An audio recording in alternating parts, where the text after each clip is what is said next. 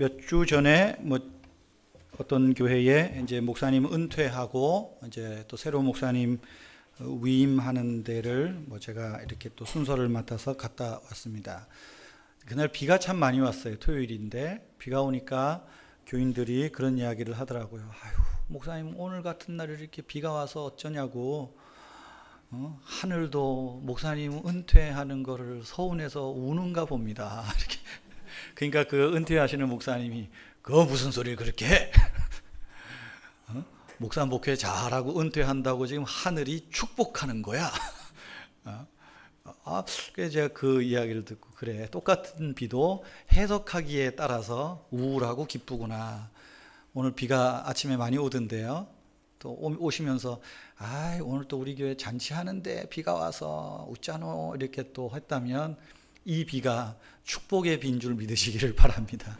항상 해석을 긍정적으로 해야지 사람은 해석하는 대로 됩니다.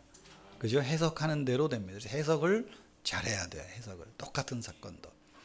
오늘 잘하셨습니다. 오늘 설교는 우리가 영성을 세우는 기둥 시리즈로 말씀을 드리고 있는데요. 그 영성을 세우는 기둥 9번째 헌신입니다. 영성 기둥 9번째 헌신입니다. 특별히 헌신은 우리 교회의 비전 선언문 제일 마지막 주제인 함께 사역하는 자세와도 연관이 되어 있습니다. 사역이라는 말, 헌신이라는 말은 사전적으로 보면 좀 그 의미가 반대되는 것 같아요. 국어사전을 보면 사역에 대해서 이렇게 말합니다. 사역이란 누군가를 부리어 일을 시킨다. 부려먹는 게 사역입니다. 반대로 헌신이란 어떻습니까? 헌신은 어떤 일이나 남을 위해서 자신의 이해관계를 생각하지 않고 몸과 마음을 바쳐 힘을 다한다. 이런 의미가 있습니다. 이렇게 볼 때 사역은 강제적인 의미가 강한 것 같고요. 헌신이라는 말은 자발적이고 희생적이고 좀 능동적인 뜻이 강한 것 같습니다. 여러분, 우리는 하나님의 은혜로 부르심을 받아서 믿음으로 구원받은 사람들입니다. 믿습니까?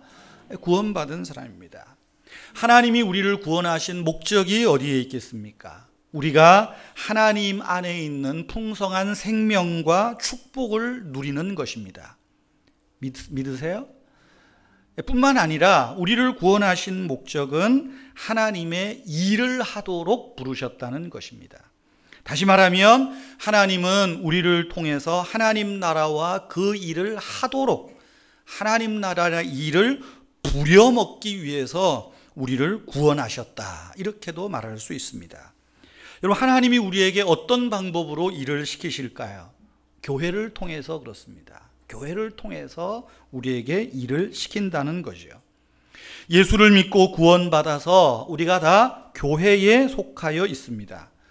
교회에 속한다는 말은 교회를 통해서 하나님께서 우리에게 시키는 일을 하기 위함입니다.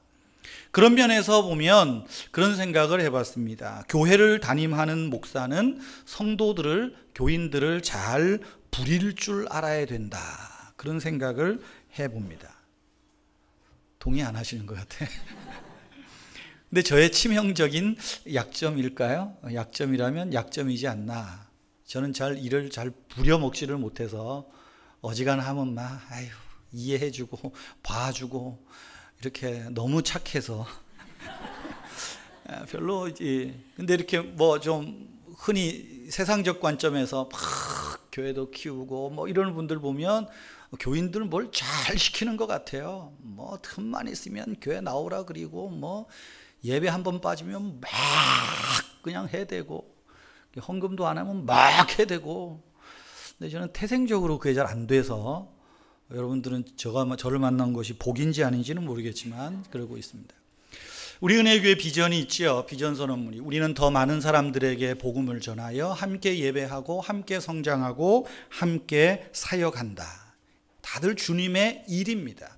교회를 통해서 이 주님의 일, 주님께서 교회를 통해서 어떤 일을 어떻게 시키든지 거기에 능동적으로 헌신하고 순종하자 하는 의미로 우리가 기도하면서 만들어 놓은 비전입니다. 여러분 다시 한번 기억하시기를 바랍니다. 하나님이 우리를 구원하신 목적은 하나님 안에 있는 축복과 은혜와 평안을 누리는 것뿐 아니라 하나님께서 우리를 당신의 일로, 당신의 사역으로 부르셨다는 것을 믿으시기 바랍니다. 로마서를 말할 때 크게 세 부분으로 이야기를 합니다. 로마서 1장에서 11장은 교리적인 부분이라 그래요. 다시 말하면 하나님께서 우리를 사랑하셔서 어떻게 구원하셨는지 구약의 내용으로부터 해서 쭉 이야기를 교리적으로 하고 있습니다. 그리고 12장부터 15장까지는 구원받은 성도들이 어떻게 살 것이냐, 신앙의 실천을 이야기를 하고 있습니다. 그리고 마지막 16장은 이 교회를 훌륭하게 섬겼던 분들을 이름을 거명하면서 칭찬하는 것으로 마감하고 마무리하고 있습니다. 그런데 12장에 신앙의 실천을 이야기를 하면서 제일 먼저 하는 말이 뭘까요? 하나님이 우리를 사역으로 부르셨다는 거예요. 하나님이 우리를 일하도록 부르셨다는 것입니다. 12장 1절을 한번 보시기 바랍니다. 그러므로 형제들아, 내가 하나님의 모든 자비하심으로 너희를 권하노니 너희 몸을 하나님이 기뻐하시는 거룩한 산 제물로 드리라. 이것이 너희가 드릴 영적 예배니라. 여기에 거룩한 산 제물로 드리라, 그렇게 말하고 있습니다. 하나님이 시키시는 그 일, 하나님이 시키시는 그 사역에 기꺼이 헌신하라, 즉 몸을 바쳐 헌신하라 하는 말입니다. 하나님이 시키시는 그 사역을 어떤 자세로 감당할 것입니까? 사전적 의미대로 자신의 이해관계를 생각하지 않고 몸과 마음을 바쳐 힘을 다하는 것, 이것이 하나님 앞에 거룩한 산 제물로 드리는 사역의 자세라는 것입니다. 그래서 오늘 우리가 헌신이라는 주제로 설교로 말씀을 같이 나누는데, 저는 헌신을 이렇게 정의해 보았습니다. 헌신은 사역으로 부르심에 충성하는 것이다. 하나님의 일로 우리를 부르셔서 사역으로 부르심에 충성하는 것, 이것이 헌신이다 라고 정의해 보았습니다. 여러분, 하나님께서 우리를 사역으로 부르시고 우리가 그 사역에 충성하는 헌신은 우리의 몸을 하나님께 드리고 말씀에 순종하는 신앙생활입니다. 하나님의 명령에 반응을 보이는 것이고 하나님에 대한 사랑을 표현하는 것, 이것이 헌신입니다.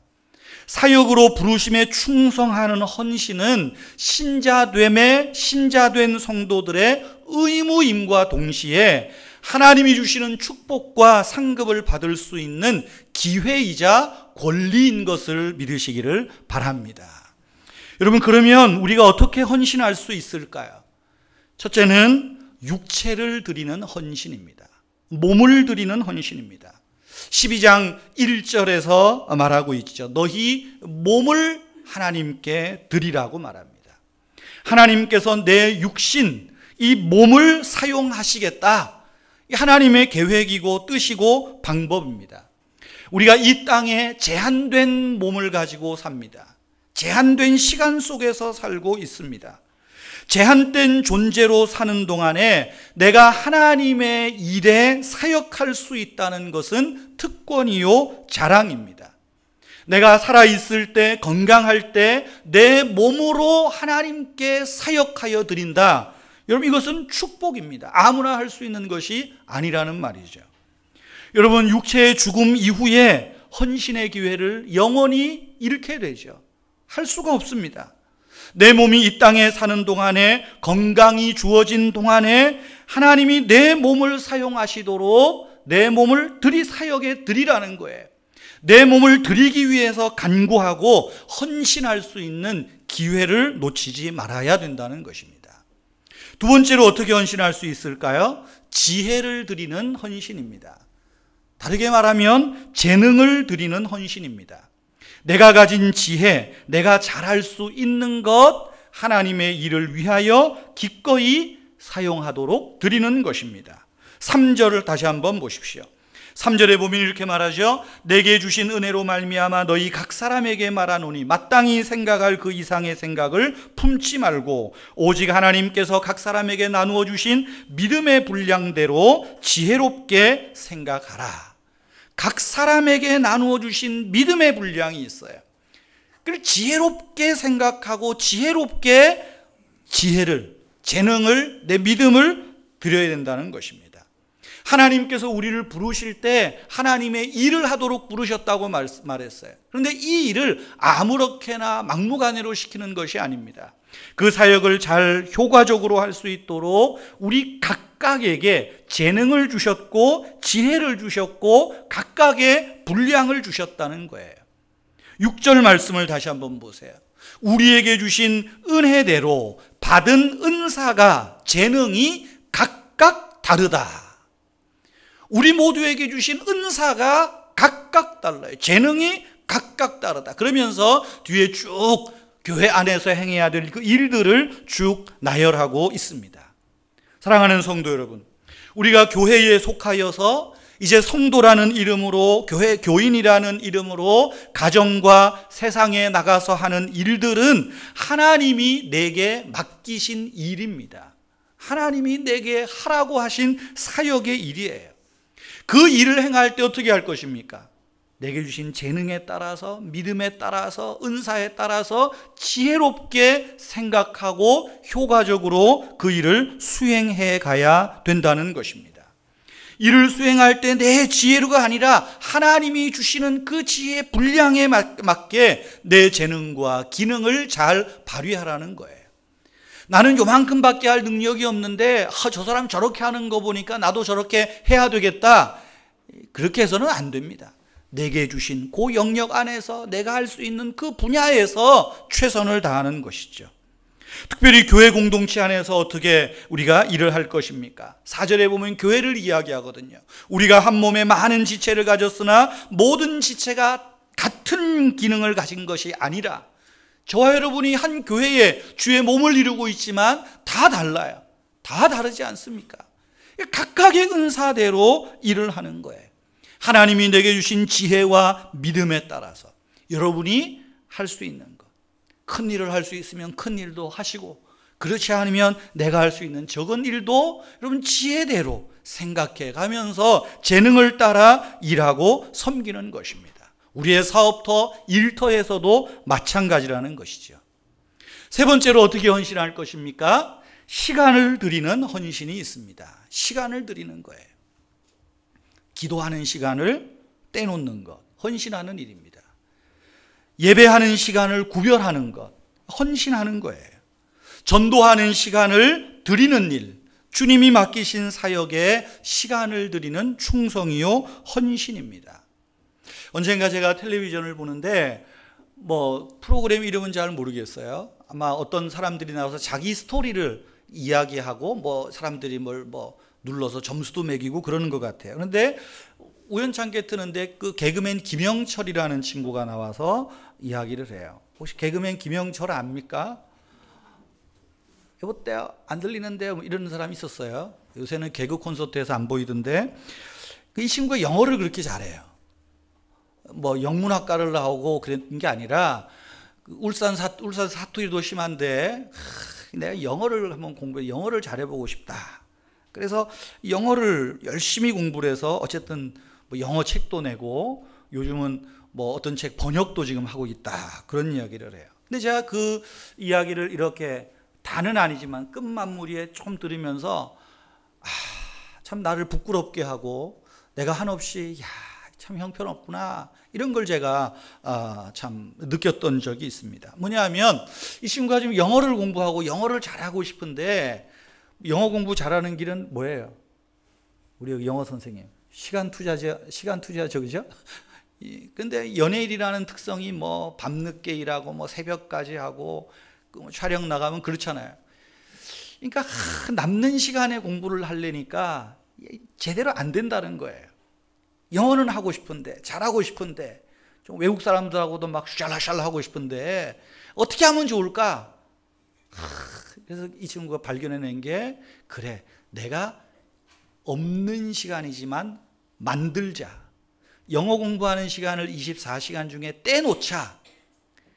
자기 스케줄을 보면서 어떤 시간을 떼놓을까 봤더니 유일하게 새벽 시간이래요. 잠자는 시간. 그래서 결심을 하고는 그날부터 새벽 5시부터 8시까지는 영어 공부하는 시간. 그래서 5시에 일어나서 준비하고 6시에 학원 가서 2시간 공부하는 것. 이건 안 돼요.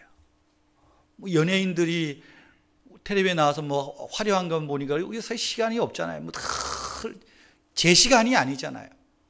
지방 촬영 가도 어떤 일이 있어도 밤을 안 자고라도 그 시간을 자기가 확보하고 했다는 거예요. 지금도 그렇게 안 돼요. 지금은 뭐 번역 학원을 다니는지 뭐 하는지 모르겠지만 지금까지도 한 7, 8년, 10년 하니까 이제 뭐 아마 능숙하게 잘하는 것 같아요. 야, 그거 보면서 야, 나도 저렇게 했으면 잘할 건데 이런 생각을 하면서 그런 생각을 했어요. 야, 내가 하나님의 사역에 부름을 받았는데 나는 과연 하나님 앞에 어떻게 시간을 구별하는가? 어떻게 시간을 떼놓는가? 참 부끄러운 생각을 많이 들었습니다. 흔히 건강 이야기하는 분도 그러잖아요. 남는 시간에 절대 운동 못한다. 없는 시간을 빼서 어쨌든 이 시간은 한다면 말이지 그 시간만큼은 해야 뭐 운동을 하든 몸짱을 만들든 한다 뭐 그러더라고요. 하나님의 일을 하도록 사역하도록 부름받은 내가 참 많이 부끄럽다 하는 생각을 했습니다. 여러분, 우리는 나를 사랑하사 자기 몸을 기꺼이 버리신 그리스도를 위해서 무엇을 드리십니까? 어떤 시간을 드리십니까? 혹시 주님을 섬기는 일에, 사역으로 부르신 그 일에 여러분의 남는 시간을 드리려 하십니까? 짜투리 시간을 드리고 있습니까? 엄밀하게 말하면 그것은 헌신이 아닙니다. 어찌 보면 그것은 여가 활동인지 모르겠어요. 그것은 취미일 뿐입니다.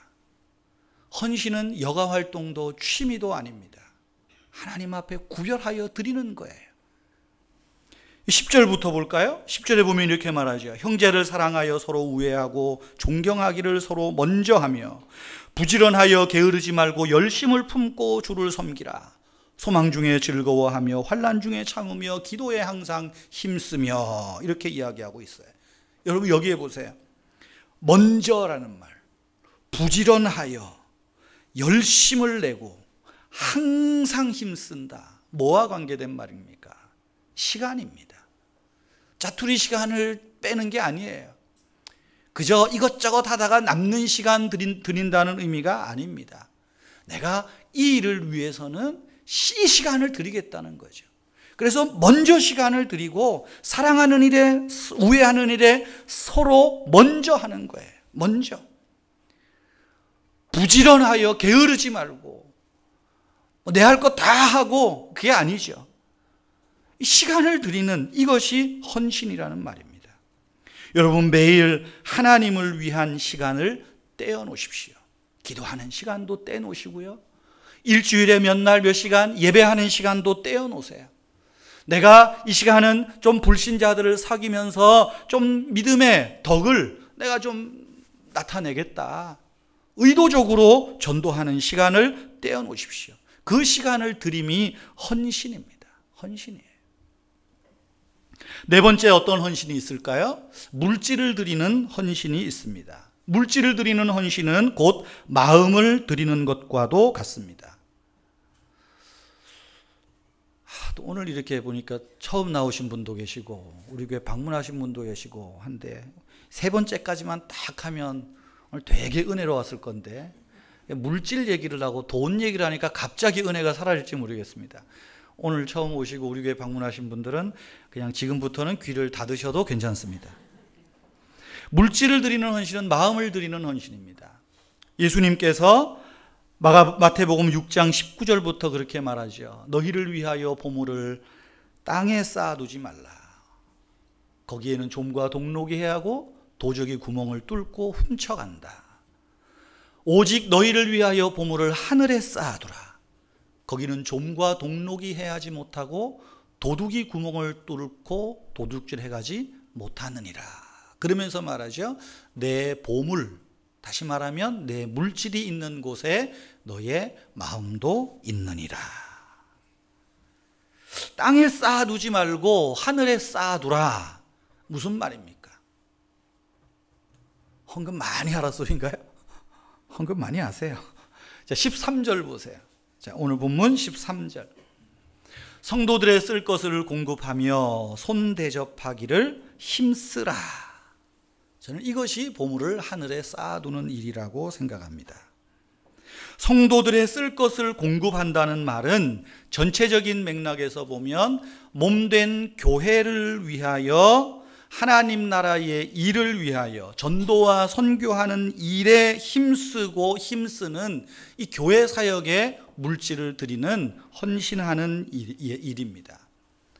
또 더 나아가서 손대접하기를 힘쓰라는 말은 무엇입니까? 구제하는 일을 가리키는 것입니다.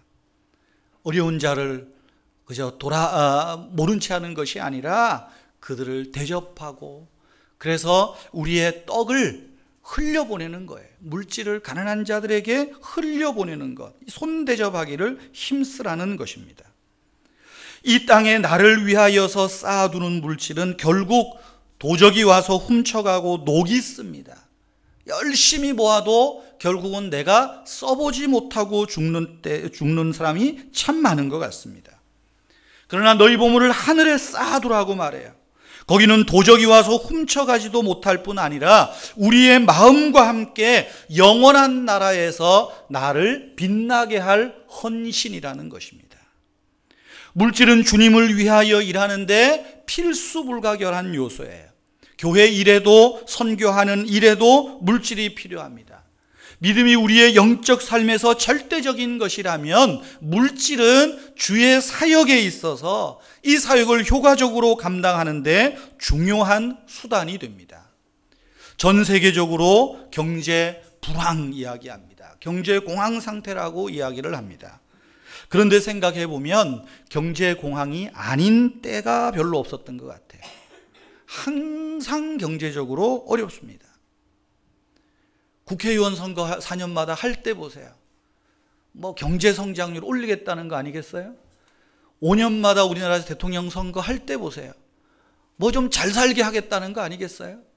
잘 살아보세요, 잘 살아보세요 해서 잘 사는 것 같지만 늘 상대적 빈곤, 상대적 경제적 불황 속에 허덕이고 있는 것입니다. 우리가 아무리 어렵다고 해도 지금 호황을 누리는 사람도 있거든요. 여러분 그 생각을 해요. 선거 때마다 느끼는 거지만 주님 오실 때까지 경제는 호황이 없다. 그 생각을 합니다. 호황이 없습니다. 그런데 우리의 신앙생활이나 우리의 물질 생활을 보세요. 경제가 어렵다는 이유로 해서 혹시 하나님께 물질을 드리는 헌신이 위축되어 있지는 않습니까? 다른 씀씀이를 줄이기 어려우니까 헌금부터 줄이자 그러고 있지는 않나요? 뭐 그럴 수 있습니다. 수입이 주니까 11조로 줄 수 있고, 뭐 요새 일이 잘 안 되니까 감사도 줄 수 있고, 뭐 어쨌든 이런저런 이유는 얼마든지 될 수 있어요. 그런데 헌금이 주는 것이 아니라 하나님을 향한 여러분의 믿음이, 하나님을 향한 여러분의 마음이, 그 신앙의 열정이 식어지고 있지는 않습니까?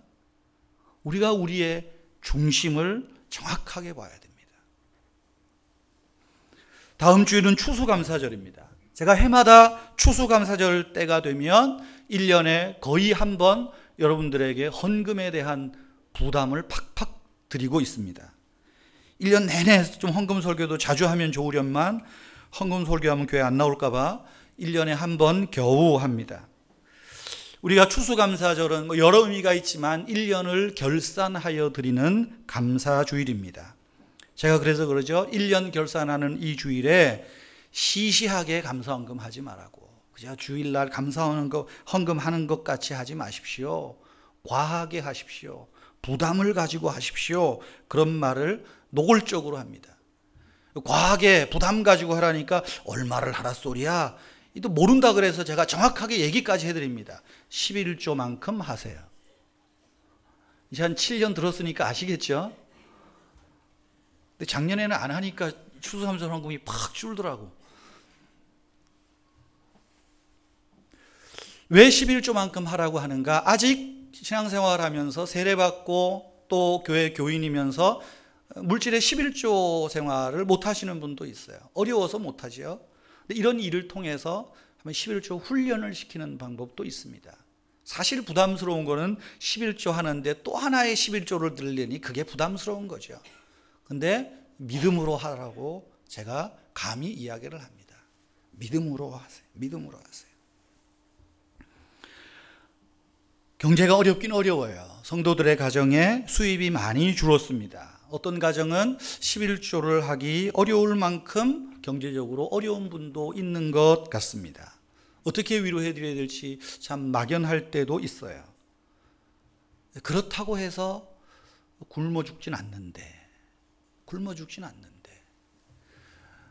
다 차치하고라도 하나님이 11조 한번 해보라 그러는데 어렵죠. 어렵더라도 우리가 하나님의 사역에 부름받은 이 축복이 있다면, 우리의 헌신이 하나님을 섬기는 기회일 뿐 아니라 하나님이 주시는 축복을 받을 수 있는 기회라고 생각한다면 물질을 드리는 헌신에 여러분 뒤로 나앉지 마시기를 바랍니다. 하나님이 주신 은혜들을 추억해 보십시오.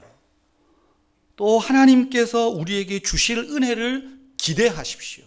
그리고 드리는 감사에. 어렵지요? 문제가 많죠? 그럼 모든 해결의 열쇠는 감사에 있다는 것을 믿으시기 바랍니다.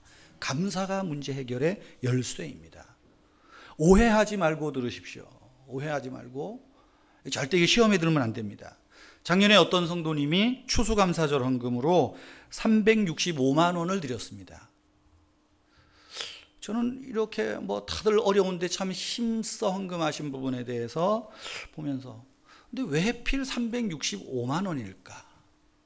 이왕이면 좀 끝에 채우지. 그죠? 끝에 채우지. 왜 그럴까? 저는 어떤 심오한 뜻이 있겠거니, 그리고 보면서 다들 어려운데 힘써 하신 부분에 대해서 같이 기도하고 또 축복하고 하였습니다. 기회가 되어서 그 성도님을 만나서 제가 물어봤어요. 근데 그때 추수감사하는 걸 왜 그렇게 했습니까? 그랬더니 제가 1년의 감사, 한 해의 감사를 드리라. 어떻게 한 해의 감사를 드릴 수 있을까? 굉장히 어렵지만 여유가 있는 것도 아니고 어렵지만, 그리고 기도하고 준비하는데 1년 하다 보니까 1년이 365일이더래요. 맞습니까? 그래서 그렇게 했다는 거예요. 제가 그래서 그 말 듣고 회개했습니다. 이왕이면 끝에 채워서 400을 채우든지 500을 채우지 이렇게 쫀쫀하게 그랬을까? 회개했어요. 그러면서 아이들에게도 이거 가르치면 좋겠다. 유치부 아이들에게도 정말 1년에 한 번 한 해 이 추수감사절에 10원이면 어떻습니까? 꼭 그렇게 계산하라는 건 아니지만 그렇게 우리가 이 감사절을 준비할 수만 있다면 얼마나 좋을까? 그런 생각을 해봤어요. 올해 추수감사절 헌금 예산이 2천만 원입니다. 아마 이 예산은 작년 헌금 나온 거에서 아마 좀 더 했던 것 같아요. 근데 제가 우리 교회가 많이 어렵지만 어려움 속에서도 추수감사절 헌금이 거의 해마다 2천만 원 이상이 되었던 것 같아요. 근데 작년에는 사실 좀 안 됐습니다. 제가 설교 준비하면서 보니까 작년에 한 1,600만 원 정도 나온 것 같아요. 한 8년 동안 제일 적게 나오지 않았나. 그래서 혹시 성도들의 생활이 요새 경제적으로 어려운 거 아닌가, 쓸데없는 생각도 해보았습니다. 많이 어렵지요. 그렇다고 위축되지 마십시오. 하나님의 약속이 있고 하나님의 은혜가 있다면. 빌립보서 4장 19절에 보면 이런 말씀이 있죠. 나의 하나님이 그리스도 예수 안에서 영광 가운데 그 풍성한 대로 너희 모든 쓸 것을 하나님이 채우시리라. 내가 열심히 일해서 내 금고에 돈이 채워지면 헌금하겠다고요? 절대 안 채워집니다. 하나님이 채우시는 거예요. 내가 할 수 있는 일은 비우는 것밖에 없잖아요. 내가 아무리 채우려고 해도 채워지지가 않아요. 근데 성경은 말해요. 그리스도 예수 안에서 영광 가운데 그 풍성한 대로 너희 모든 쓸 것을 하나님이 채우신대요. 하나님이 채우신대요. 오늘은 11월 11일입니다. 빼빼로데이라 그러죠. 11월 11일, 오늘 11월 둘째 주일은 우리 교회에도 굉장히 의미가 있는 주일입니다. 오늘 장로님 두 분이 임직이 돼서 의미가 있겠지만 2003년 11월 9일이 둘째 주일인데, 이때 우리 권사님들, 집사님들이 목회자도 없는데 어려움 속에서 교회를 시작을 했어요. 무슨 배짱으로 시작했는지 모르겠어요. 그때가 2003년 11월 9일 둘째 주일입니다.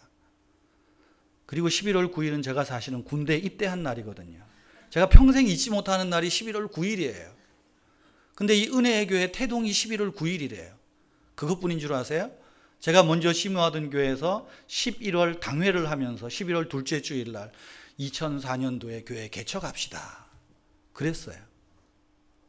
근데 아마 하나님께서 이곳에 여러분들과 같이 개척하라고 이쪽에서는 이렇게 준비하고 저쪽에서는 또 저렇게 준비됐던 것 같아요. 믿거나 말거나 하나님이 하시는 일이니까. 제가 교회 개척할 때 여러분들이 헌금했던 그것이 있어요. 재정부에서 받아서. 우리 70, 80, 60 이상 되신 권사님들이 무슨 돈이 있겠어요. 어려운 중에서도 100만 원, 50만 원, 200만 원. 보니까 1000만 원은 없는 것 같아요. 다 그렇게 해가지고 조만한 홀 얻고 이 의자 사놓고 해서 그 시장 구석에서 교회가 태동이 된 거예요. 태동이 된 거예요. 그 드리는 마음, 물질, 헌신이 교회를 교회 되게 한 거예요. 교회를 교회 되게 한 거예요. 뭐 나 먹기도 바쁜데 뭐 교회 뭐 천지백가리 교회인데 그런 말 하면 뭐 얼마든지 안 할 수 있지요. 일로 우리가 교회를 사고 들어올 때도 어떤 분은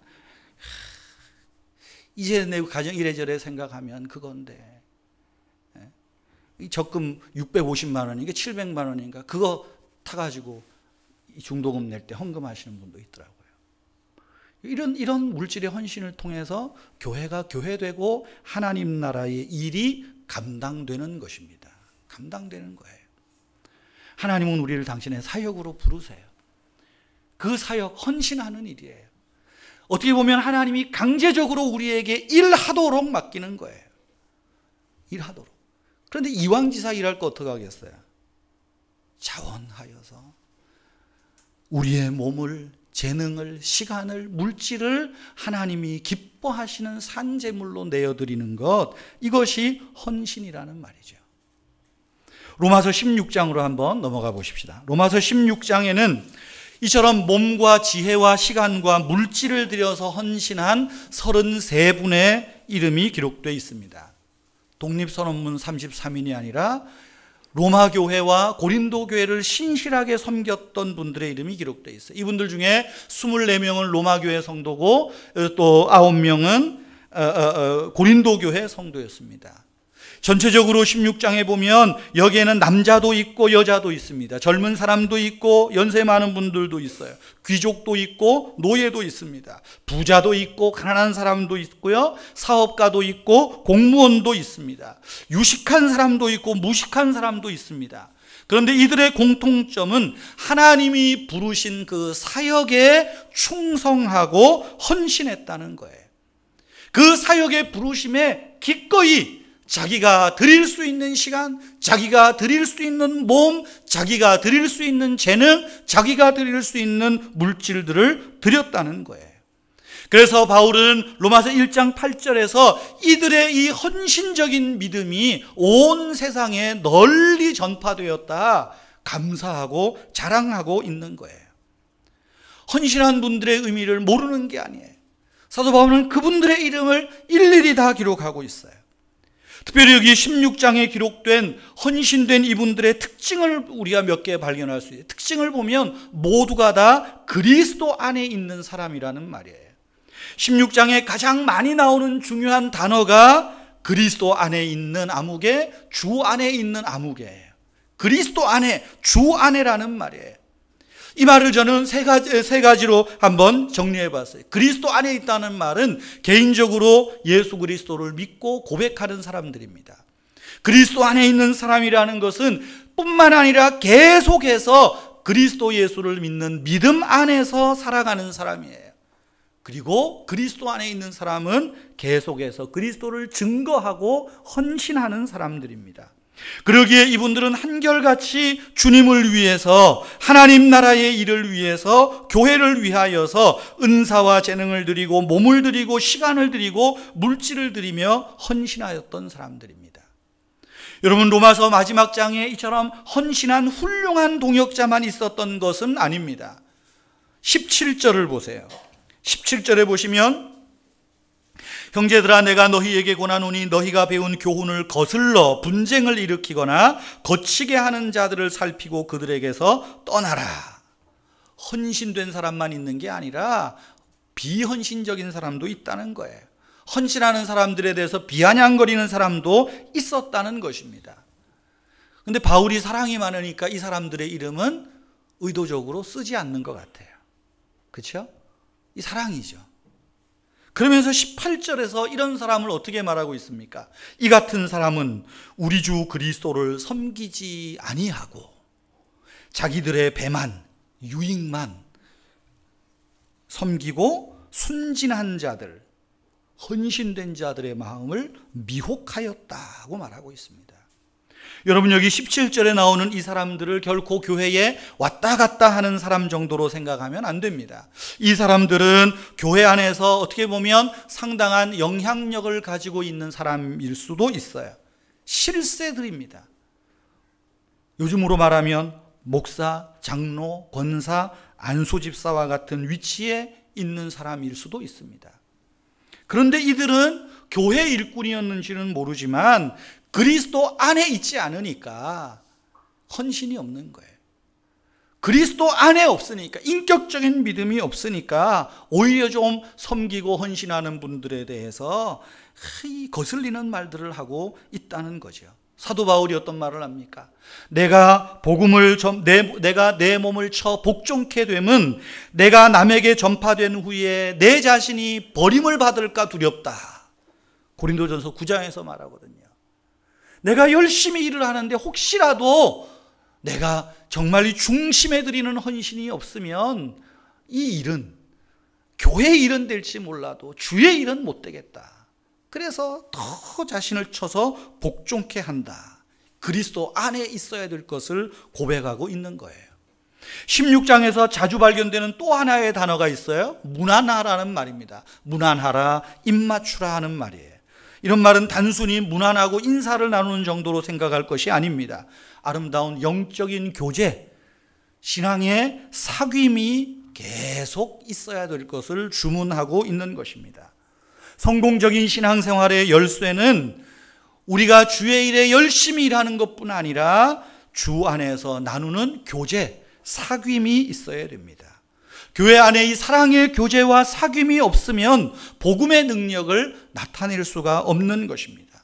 교회가 교회다워지기 위해서는 성도의 교제가 견고해지고, 그리고 재능과 시간과 몸과 물질을 드리는 이 헌신이 없으면 교회가 교회되지 못하는 거예요.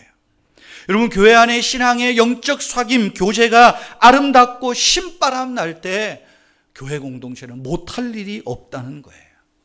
현대 교회 안에 위기 중에 하나는 점점 이 교제가 소홀해진다는 것입니다.